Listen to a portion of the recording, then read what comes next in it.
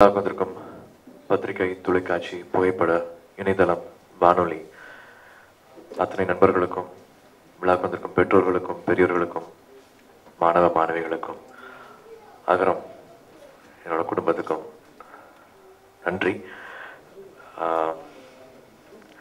அப்பா சொன்னதுக்கு அப்புறமா மறுபடியும் என்ன பேசுறது, எல்லாமே அங்க கவர் ஆயாச்சு.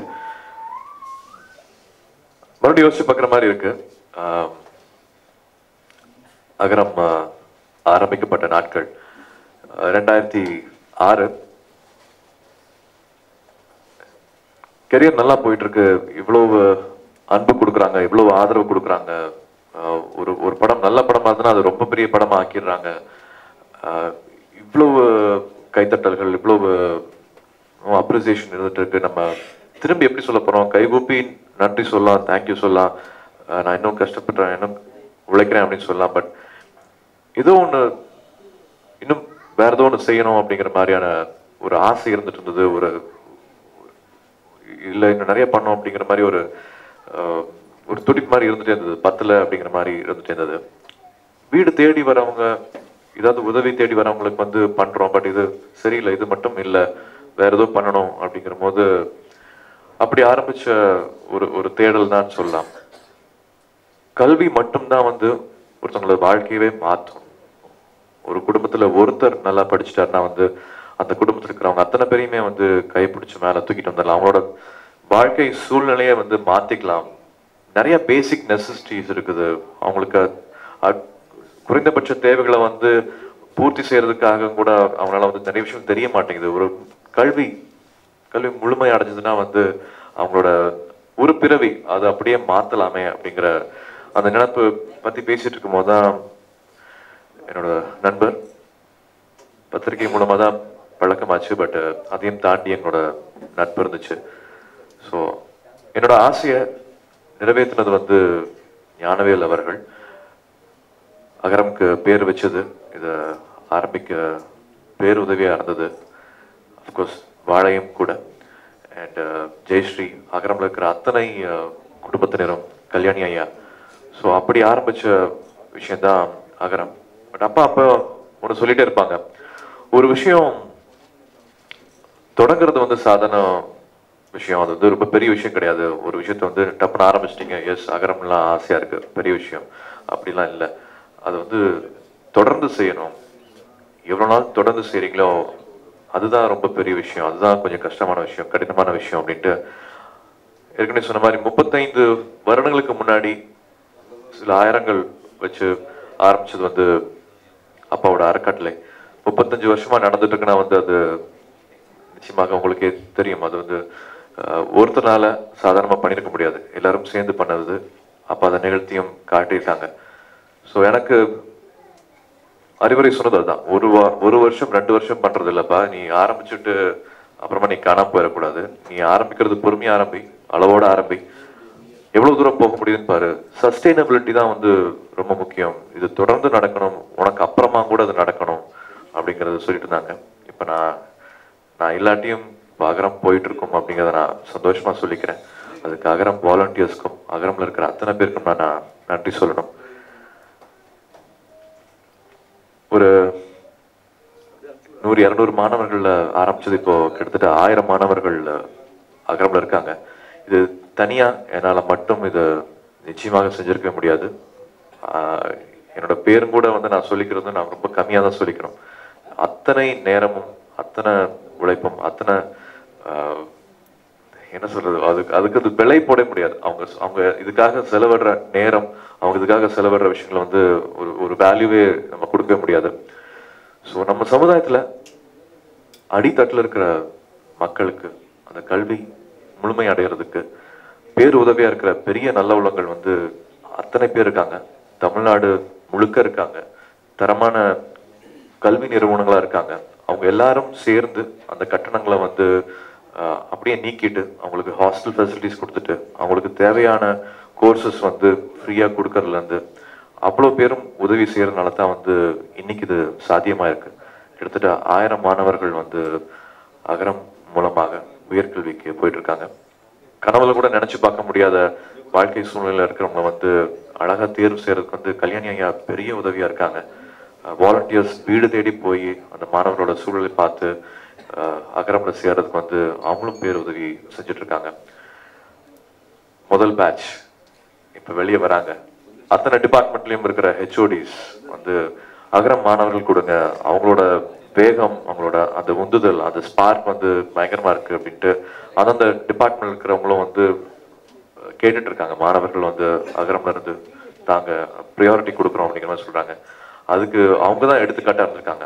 அவங்க எப்படி நாங்க வந்து ஆசைப்பட்டோமோ, ஒரு கனவோட எதிர்பார்த்தோமோ, அந்த கனவை வந்து முதல் பேட்ச் மாணவர்கள் வந்து நிறைவேற்றியிருக்காங்க.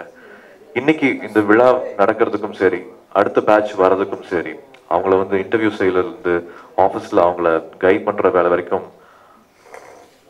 முதல் பேட்ச் வந்து அந்த பொறுப்பெடுக்க ஆரம்பிச்சிட்டாங்க. கிட்டத்தட்ட 98% மேல வந்து எல்லாருமே பிளேஸ்மெண்ட்டும் கிடைச்சிருச்சு. படிச்சு முடிச்ச உடனே காலேஜ்ல இருந்து வெளில வரும்போதே அவங்களுக்கு வேலை வாய்ப்பும் கிடைச்சிருச்சுன்னு நினைக்கும் போது இன்னும் கூடுதல் சந்தோஷமா இருக்கு. ஸோ இப்படி ஒரு அழகான பயணம் போயிட்டு இருக்கு. நிறைய போட்டி இருக்கு. குளோபலைசேஷன் சொல்லி வந்துட்டு ஒரு வேலை முடிஞ்சது அப்படின்னா, ஒரு படிப்பு முடிஞ்சதுன்னா வந்து தமிழ்நாட்டுக்குள்ள மட்டும் இல்லை, உலகம் பூரா வந்து நம்மளுக்கு ஆப்பர்ச்சுனிட்டிஸ் இருக்குது. அதுக்கு நம்ம தகுதியானவங்களா இருக்க வேண்டியது இருக்கு. வெறும் படிப்பு மட்டும், காலேஜ்ல படிக்கிற படிப்பு, யூனிவர்சிட்டியில் படிக்கிற படிப்பு மட்டும் வந்து அதுக்கு பத்த மாட்டேங்குது. சாஃப்ட் ஸ்கில் டெவலப்மெண்ட்ஸ் வந்து நிறைய தேவைப்படுது. ஒரு காலேஜ்ல இருந்து வெளில வரும்போது ஒரு பொட்டென்ஷியல் ஸ்டூடெண்டா அவங்க இருக்கிறது வந்து ரொம்ப அத்தியாவசிய தேவையா இருக்கு. ஏன்னா எல்லாருக்குமே அந்த மார்க் கிடைச்சது. பட் எப்படி அவங்க முழுமை அடைகிறாங்க, எப்படி மற்றவங்களோட தனித்து நிற்கிறாங்க அப்படின்னு பார்த்தா அவங்களுக்கு நிறைய ஒர்க் ஷாப்ஸ் நடத்த வேண்டியது இருக்குது. அதுக்கு கிட்டத்தட்ட ஒரு 3-4 வருஷமாவே ட்ரைனிங் சென்டருக்காக ஒரு இடம் நாங்கள் தேடிக்கிட்டே இருந்தோம். நிறைய ஊர்ல இருந்து, சதர்ன் டிஸ்ட்ரிக்ட்ஸ்ல இருந்து வர மாணவர்கள் கோயம்பேடு வந்துட்டு அதுக்கப்புறமா ஒரு ஹாஃப் டே போயிருது. எங்க வச்சு அவங்கள சேர்ந்து ஒரு ஒர்க் ஷாப் எடுத்துலாம் பண்ணலாம் அப்படின்ட்டு ஒரு 3 வருஷமா தேடிட்டு இருந்தோம். சாய்ராம் கல்வி குழுமம், அவங்களுக்கு நாங்க நன்றி சொல்லணும். இந்த வருஷம் சென்னை பக்கத்துல மதுராந்தகத்துல ஒரு 2 ஏக்கர் அகரம்காக அவங்க கொடுத்துருக்காங்க. ஸோ சாய்ராம் கல்வி நிறுவனத்துக்கு அகரம் சார்பாக நாங்கள் எல்லாரும் சார்பாகவும் நாங்கள் அதை நன்றி தெரிவிச்சுக்கிறோம். ஸோ மதுராந்தகத்துல அந்த 2 ஏக்கர்ஸ்ல இந்த வருஷம் அந்த வேலை ஆரம்பிக்கப்படும். ட்ரைனிங் சென்டர் வந்து அங்கே ஆரம்பிக்கப்படும்.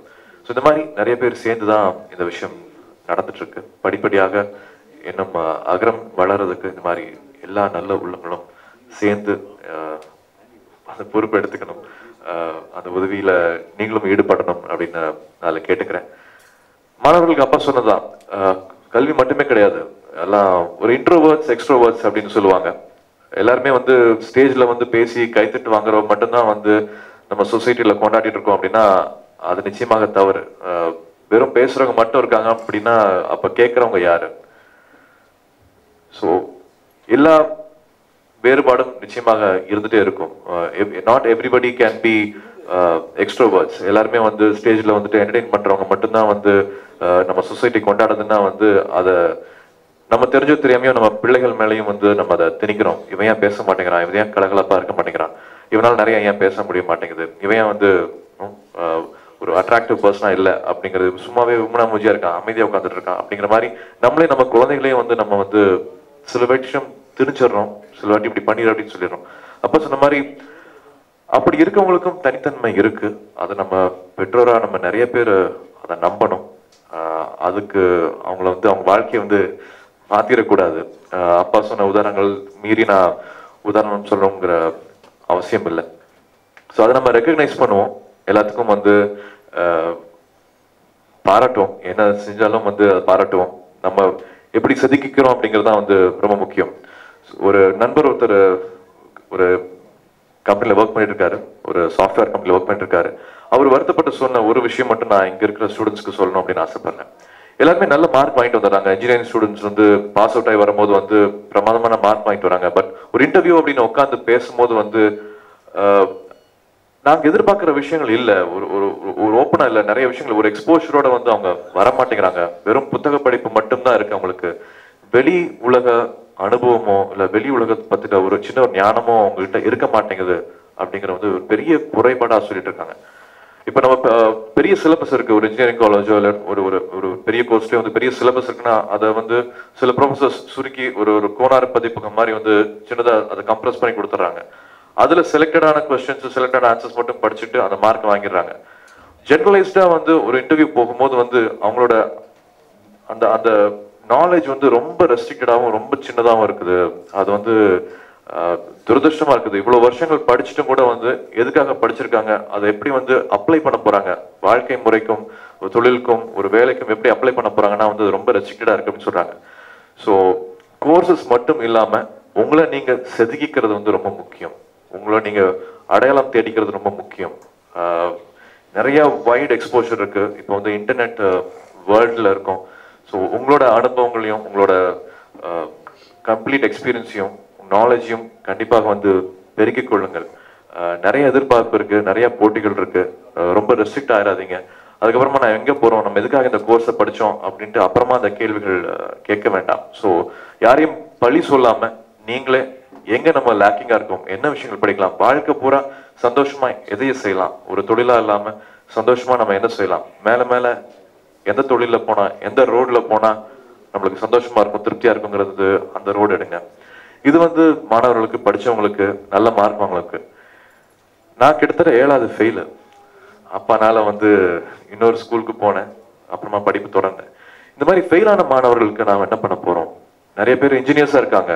அப்ப எலக்ட்ரிஷியன் யாரு, பிளம்பர்ஸ் யாரு, அடுத்தடுத்த வேலை செய்யறவங்க, ஃபீல்ட்ல இறங்கி அந்த களத்துல இறங்கி வேலை செய்யறவங்க யாரு அப்படிங்கிறது ஒரு பெரிய குறைபாடாகவும் இருந்துட்டு இருக்குது, பெரிய குற்றச்சாட்டாகவும் இருந்துருக்கு. எல்லாத்தையுமே மேல வந்து சூப்பர்வைசர்ஸா மட்டும் இருக்கிறாங்க, இறங்கி வேலை செய்யற ஆளுங்க யாரு அப்படின்னு பார்த்தா அந்த வேலை செய்யறதுக்கு வந்து அதை கம்மியாவும் நினைக்கிறாங்க, அதை குறைவா நினைக்கிறாங்க. அதுக்கு ரெடியாவும் நிறைய பேர் இல்லை. எல்லாரும் படிச்சு முடிச்சுட்டு வெளியில போயிடணும், ஒரு ஏசி ஃப்ளோர்ல ஒரு ஒயிட் காலர் ஜாப் மட்டும் பண்ணணும் அப்படிங்கிறது நினைக்கிறது தவறுன்னு தோணுது. எனக்கு சில அனுபவங்கள் இருந்தது. வெளிநாடுகள் போகும்போது வந்து ஒரு ஒரு மெக்கானிக்னா வந்து அவ்வளவு பெருமையா வந்து நிக்கிறான். ஒரு வீடு கன்ஸ்ட்ரக்ட் பண்ற ஆள்னா வந்து அவன் அப்படி வந்து நிக்கிறான். ஏன்னா அவங்ககிட்ட அவ்வளவு ஸ்கில் செட் இருக்கு, அவங்ககிட்ட அவ்வளவு டேலண்ட் இருக்கு. அவனை மட்டும்தான் நம்புறான், அவன் கையை மட்டும்தான் நம்புறான். அவனை வேற யாரையும் ஒரு 4-5 பேரை நம்புறது இல்லை. ஸோ அவ்வளவு டேலண்ட் வந்து அவன் பெருகிக்கிறான். So he is behaving like a big company, he is behaving like a proprietor. அவன் ஒரு ஆள் வந்து அவ்வளவு செல்ஃப் ரெஸ்பெக்டோட வந்து உள்ள வரான். நம்ம அவங்ககிட்ட பேசுறதுக்கே நம்மளுக்கு தயக்கமா இருக்கு. So believe in your self. ஒரு படிப்பு கம்மியாட்டம் கூட வந்து வேற நிறைய ஆப்பர்ச்சுனிட்டிஸ் இருக்குது. ஸோ ஒரு வருஷமா பேசிட்டு இருக்கோம் அகரம்ல. சாஃப்ட் ஸ்கில் டெவலப்மெண்ட்க்கு வந்து கோர்சஸ் எடுக்கிறதுக்காகவும் வந்து அந்த முயற்சிகளும் அந்த பேச்சுவார்த்தைகளும் அந்த டிஸ்கஷன் நடந்துட்டு இருக்கு. கூடிய சீக்கிரம் 10வது ஃபெயிலான மாணவர்களுக்கு என்ன அப்படின்னு கேட்டா அதுக்கு ஒரு கேள்வி இருக்கு. 12வது ஃபெயிலான மாணவர்கள் அவங்கள நிலைமை என்ன, அவங்களுக்கு என்ன பண்ண போறோம் அப்படின்னு பார்த்தா அது ஒரு கேள்வி இருக்கு. அந்த கேள்விக்கு அடுத்த வருஷம் விடையோட இந்த ஸ்டேஜ்ல நான் உங்களை சந்திக்கிறேன். நன்றி.